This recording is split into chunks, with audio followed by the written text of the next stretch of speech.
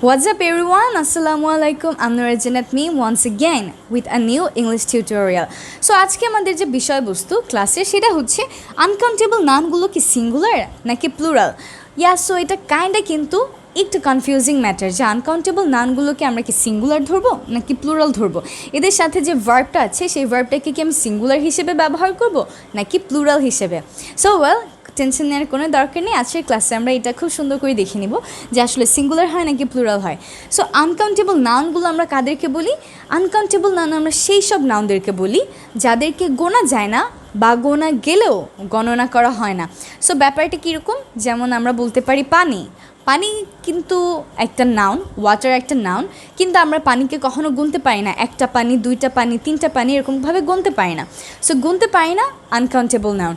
আবার কিছু জিনিস আছে যেগুলোকে চাইলে হয়তো বা গোনা যায়, কিন্তু এদেরকে আমরা আনকাউন্টেবল নাউন হিসেবে কাউন্ট করি। যেমন আমরা যদি চাল ডালের কথা চিন্তা করি, আমরা কিন্তু একটা দুইটা করে গুনতে পারি, কিন্তু এগুলোকে কখনো গণনা করা হয় না। আমরা কখনো যে কোনো একটা দোকানে গিয়ে কাউকে জিজ্ঞেস করি না যে আমাকে 200টা চাল দেন, আমাকে 300টা চাল দেন, এভাবে করে কখনো বলি না। আমরা বলি 1 কেজি চাল দেন বা 2 কেজি চাল দেন। সো এই যেসব জিনিসগুলোকে গণনা করা গেলেও গণনা করা হয় না, তাদেরকে আমরা বলছি আনকাউন্টেবল নাউন। আর আনকাউন্টেবল নাউনদেরকে সবসময় সিঙ্গুলার ধরা হয়। আনকাউন্টেবল নাউন্সদেরকে সবসময় কী ধরা হয়? সিঙ্গুলার। কারণ যেহেতু আমরা এগুলোকে গুনতেই পারি না একটা দুইটা করে, সেগুলোকে আমরা প্লুরাল ফর্মেও নিয়ে যেতে পারি না। যদি গুনতে পারতাম তাহলে আমরা নিয়ে যেতাম। যেমন কাউন্টেবল নাউনগুলো সিঙ্গুলারও হতে পারে, প্লুরালও হতে পারে, কিন্তু আনকাউন্টেবল নাউনগুলোকে সবসময় কী ধরা হয়? সিঙ্গুলার ধরা হয়। আমরা চলুন কিছু সেন্টেন্স দেখে নিই, তাহলে আমাদের কাছে ব্যাপারটা আরও অনেক বেশি সহজ হয়ে যাবে। সো আমরা কিছু সেন্টেন্স লিখছি এখানে। The news dash horrible.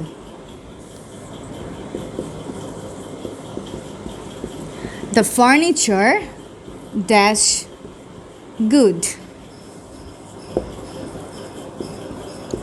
Music dash her passion.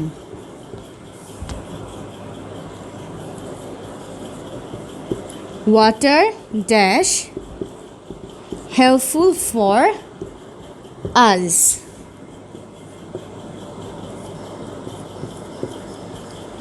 Honesty dash the key of happiness.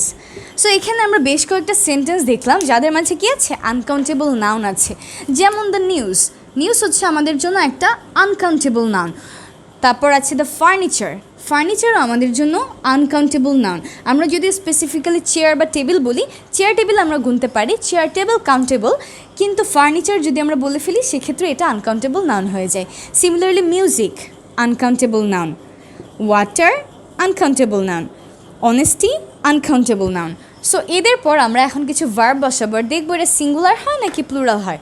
So আমরা বলে দিয়েছি কি যে আমরা আনকাউন্টেবল নাউনদেরকে গুনতে পারি না, এটা সবসময় সিঙ্গুলার থাকে। দ্য নিউজ ইজ হরিবল, তার মানে কি যে খবরটা আছে খবরটা খুবই ভয়ঙ্কর। দ্য ফার্নিচার লুকস গুড, আমরা সিঙ্গুলার ধরে এর সাথে অ্যাজ বা ইয়েস যুক্ত করি। আমরা সবাই জানি যে কোনো একটা সাবজেক্ট যদি হয় থার্ড পারসন সিঙ্গুলার নাম্বার, এরপরে যে ভার্বটা থাকে সেটার সাথে আমরা অ্যাজ বা ইয়েস যুক্ত করি। সো লুকের সাথে অ্যাস হয়, আমরা লুকস বসিয়ে দিলাম। দ্য ফার্নিচার লুকস গুড, তার মানে কি singular. Music is her passion, তার মানে মিউজিক তার প্যাশন, সিঙ্গুলার ধরলাম, আমরা মিউজিক আর বলিনি।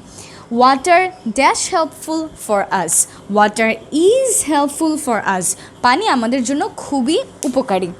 Honesty dash the key of happiness, honesty is the key of happiness. That's it. So আমরা দেখলাম যে প্রত্যেকটা সেন্টেন্সেই কিন্তু আনকাউন্টেবল নাউনের পর আমরা সিঙ্গুলার ভার্বকে ব্যবহার করেছি। সো এটা মাথায় রাখবো, তাহলে এখন থেকে আমরা কখনো ভুলে যাব না যে আনকাউন্টেবল নাউনগুলোকে আসলে সবসময় সিঙ্গুলার ধরা হয়। তো এদের পরে যে ভার্বটা থাকবে সেটাকেও আমরা সিঙ্গুলার ভার্ব হিসেবেই ব্যবহার করব। So stay connected everywhere, stay connected to 1 minute English with me. দেখা হবে আপনাদের সাথে পরবর্তী কোনো একটা টিউটোরিয়ালে। সেই পর্যন্ত অবশ্যই সবাই ভালো থাকবেন এবং সুস্থ থাকবেন। টেক কেয়ার, আল্লাহ হাফেজ।